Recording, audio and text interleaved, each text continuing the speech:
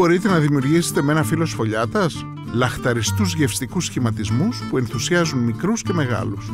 Απίθανα κριτσίνια με μαύρο κούκι, εντυπωσιακή ανεμόμυλη με μαρμελάδα και λαχταριστά κρουασίνια με ζάχαρη, σταφίδες και αμύγδαλα γίνονται σε πολύ λίγο χρόνο, κόβοντας στο κατάλληλο σχήμα ένα φύλλο σφολιάτας εύκολα και απλά. Το πρώτο μυστικό όταν χρησιμοποιούμε φύλλο σφολιάτας είναι να είναι κρύο και όχι σε θερμοκρασία δωματίου.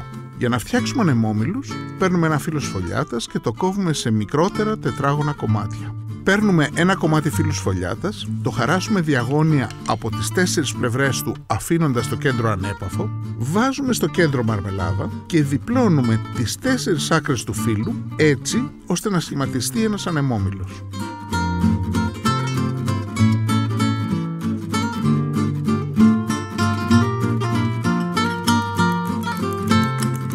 Αλήφουμε την επιφάνεια με χτυπημένο ασπράδι αυγού και πασπαλίζουμε με κρυσταλλική ζάχαρη.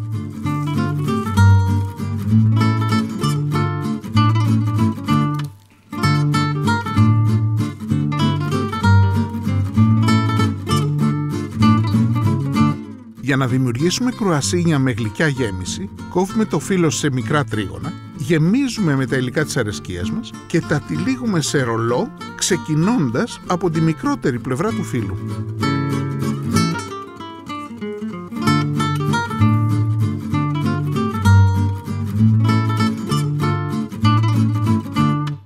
Τα βάζουμε στη συνέχεια σε ταψί, τα αλήφουμε με χτυπημένο ασπράδι αυγού και πασπαλίζουμε την επιφάνεια με κρυσταλλική ζάχαρη.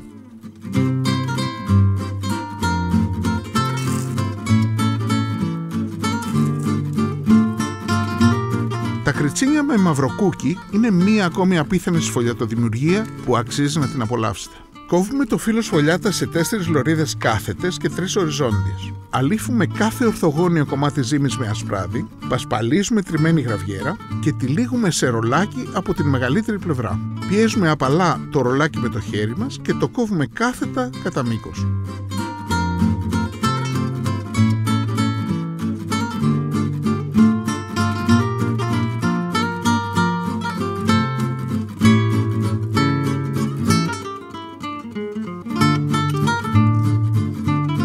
Αλήφουμε τα κριτσίνια με ασπράδι αυγού και πασπαλίζουμε με σουσάμι και μαυροκούκι. Ψήνουμε σε αέρα και αντιστάσεις και στο λεπτό έχουμε τα πιο νόστιμα και τραγανά κριτσίνια σφολιάτας. Με αυτές τις ιδέες σαν έμπνευση, αξίζει να δημιουργήσετε τις δικές σας συνταγές με φύλλο σφολιάτας.